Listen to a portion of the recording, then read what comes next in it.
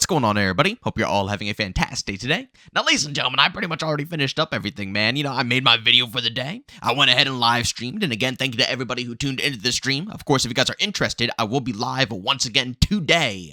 Over on Twitch, of course, at 12 p.m. Eastern Time. So if you guys are interested in hopping into the open lobbies, you guys can find a link to that Twitch channel down in the description of this video.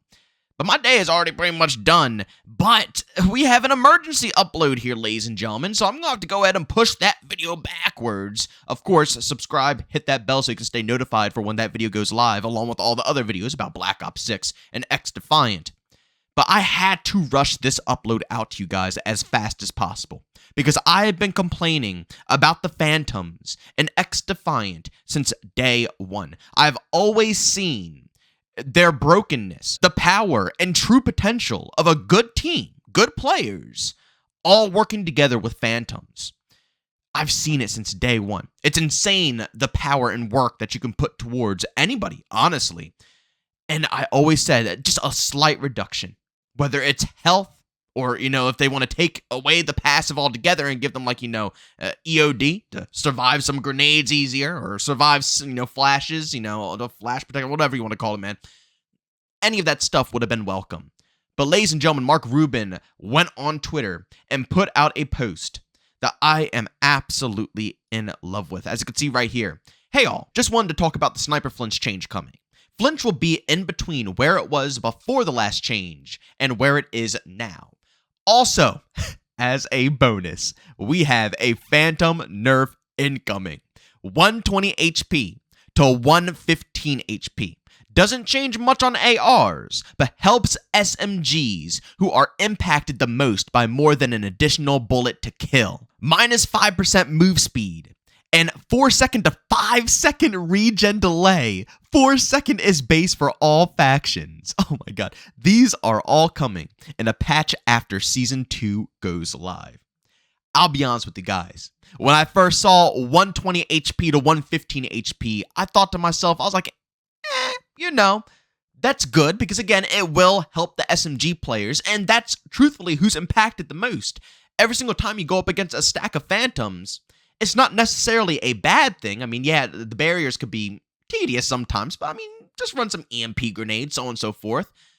It's the health, the stacked health, that truly gives them the benefit of the doubt. And it forces you to not really, adapt a playstyle. It forces you into a weapon slot, a weapon category. And I don't really care for, games that really force you into that, mindset. I like when it forces you to maybe, like in Call of Duty, change up your perks or change up your style, rearrange some things. But to force you out of a complete weapon category. We're not talking about, this map is small. It's not like, Arena to Mayday, right? Where on Arena, it's like, okay, I want to run an SMG or a shotgun. Whereas Mayday, I want to run an LMG snipers or long-range ARs, right? It's just common knowledge from map size. No. If you see a stack of Phantoms, no matter what the map is, you have to run specific weapons. I don't know. I just don't really care for that.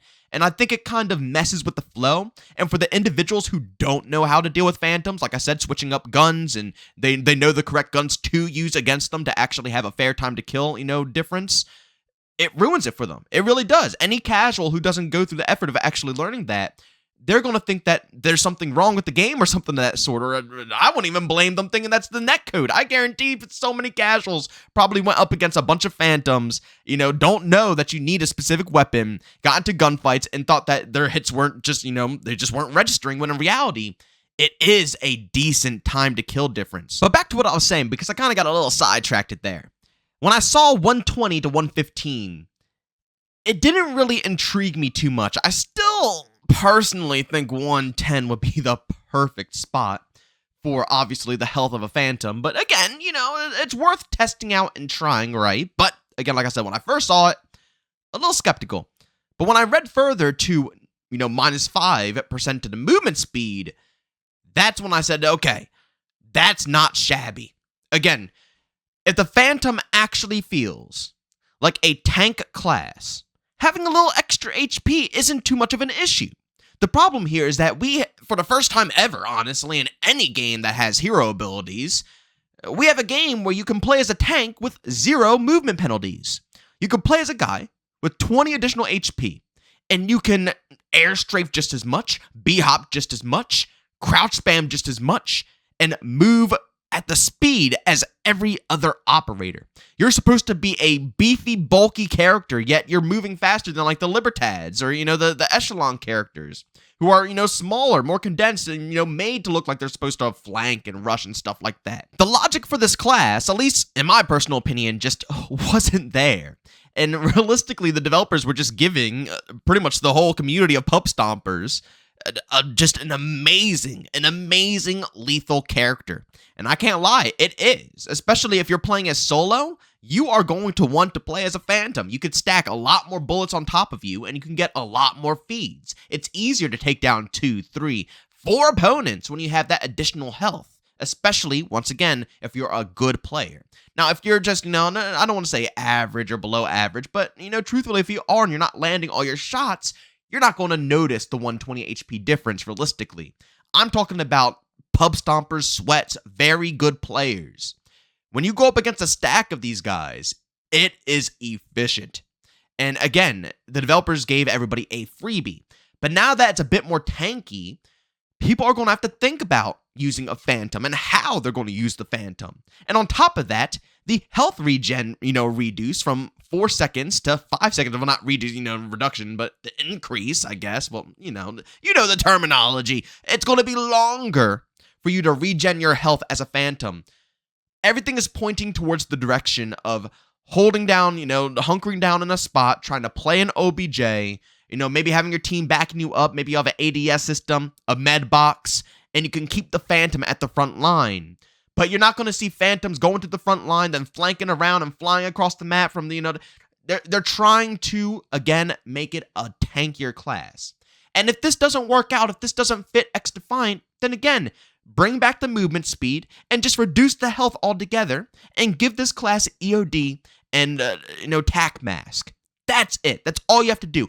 If this change isn't good and making this character a tank does not fit X-Defiant as a whole, just simply remove the health, keep them at the same pace. They can run and do everything else that every other player does, but just give them the mag barrier, and and that's pretty much it. And like I said, EOD and tac mask. The mag barrier alone is a good enough piece of equipment, especially for a skilled player. A lot of the average players, they're just going to predeterminedly put down the mag barrier, which makes it easy for opponents to EMP them. A good Phantom player knows how to take advantage of the mag barrier, how to time it, how to avoid enemies using their EMP and get the jump on an opponent and get the kill before they can even EMP it. So if the opponent does want to EMP it, they're going to have to actually take shots, receive fire, or get behind cover to throw the EMP, which the Phantom should be able to back off by that time because they'll see that their mag barrier is going to be down soon. A skilled Phantom knows how to control the fights with the mag barrier. The 115 HP isn't needed on top of it, or the 120 HP isn't needed on top of it. But I think these changes right here are freaking absolutely phenomenal. I am so stoked to see that these developers are indeed making the changes to Phantom. They never mentioned it, and I really was scared it was going to be swept under the rug. I really was worried. But these changes right here are phenomenal, and it just shows that they are indeed still taking all of the community feedback. They know the direction they want to push with this game. They understand the problems, and they play their game. Again, all of these problems can be simply resolved by playing the game, going up against, 4 or 5 stacks of Phantoms, and seeing for yourself what the experience is like and how difficult it can be and how it forces you into specific play styles. All you have to do is just play it and see. And from the changes that I'm seeing here, it's proof to me that they do play and they do care. And again, I like how they're taking the tankier approach. I'll be honest. Although I did want them to reduce the health, initially I did think it would be cool to witness how this class would play as an actual tank, right? Reduced speeds, a little bit chunkier, but more health. I was always curious to see how this would play out, and I think it would really give this class a more distinct identity for the players who want to play it, because right now the players who play it's 2 type of people who play Phantoms. The newcomers, people who are coming into the game fresh and are nervous to try different abilities, right? Literally the Phantoms is the easiest class to get the hang of. It's very simple. You shoot down a mag barrier, it gives you cover, right? And you can shoot through it 2 ways. It's as simple as that, and you get some extra health. that is very attractive to a new player. It's very approachable. So yes, the first group is the newcomers, and then the second group is the mega sweats, people who want to stomp out lobbies because of the advantages of having that additional health on top of having a mag barrier. It's not like, the medic players being people who actually do want to play meds, and echelon characters, people who do enjoy flanking and being a bit more stealthy, Phantoms just doesn't really have that identity, and once they turn this class into a tank, I do believe that Phantoms will be picked up more by heavy OBJ players, people who do want to be grounded on an OBJ, put down a mag barrier, shred down opponents, and honestly, I'll be real with you guys, if they are going to reduce the speeds, I personally think that the mag barrier health should be buffed back up. I know people are going to complain about this, but seriously, if this class is going to be more stationary, then they are going to need cover. It was reduced because they didn't have any movement reductions. They can move fast. So if you shoot down the mag barrier, they could just pull out a pistol and dash on out of there like it's nothing, right? But if they are going to have to be a bit more grounded and they can't just, get the heck out in a blink of an eye and they can be hounded down by other characters, then I personally believe that they should have a bit more health on the mag barrier again to give them that extra cover so they can play cover around the OBJ, and in a, last minute resort where the enemies are pushing up and they can't hold the cover anymore, they shoot down a mag barrier to give them that last second so they can still continue to engage or use it as a way to get out of a gunfight. Regardless, I think that they should get that back, but that's just my personal take on things. But ladies and gentlemen, again, this news is huge. Phenomenal to hear from Mark Rubin about this. This will not be coming at the beginning of Season 2, though, from what I read. Again, it says these are all coming in a patch after Season 2 goes live, so I'm assuming it's going to be sometime afterwards. Hopefully soon afterwards, because this could not come soon enough. Honestly, I'm already feeling antsy right now knowing that this change is being tested behind the scenes, and I can't just play with it right now with myself, because seriously, this has been something I've been waiting for so long. It's going to make the balance of this game phenomenal. Absolutely phenomenal. I'm hoping. And if it doesn't, I'm just personally happy that they show that they notice the issue. And because, again, if it isn't a good fix, it means that they will continue to improve upon it and continue to try to balance out the Phantoms. Whereas if they don't acknowledge it, I just continue to wonder if they even care about it and if it's ever going to be resolved. So we're pointing in the right direction. We will see if they can continue to make this a masterpiece and honestly balance out the rest of the factions, because there will be others that will definitely shine. I'm thinking the Cleaners. I think the Cleaners are going to shine like crazy after the Phantom, gets nerfed down a bit here. I don't know, not in a horrible way, but I do think the Firebomb in some way, shape, or form is going to get a range reduction. I don't think a damage reduction, but I definitely think range is going to be cut down at some point in time. But again, we'll see how things pan out. Ladies and gentlemen, if you enjoyed today's video, leave a like. If you hate it, leave a dislike. Don't forget to subscribe and hit that bell. I post daily here at 8 in the morning Eastern Time. And of course, if you guys are interested in any of my live streams, I will be live today at 12 p.m. Eastern Time over on Twitch. Of course, you guys can find a link to that channel down in the description of this video. But as always, thank you for tuning in, and I'll see you on the next one. Peace out.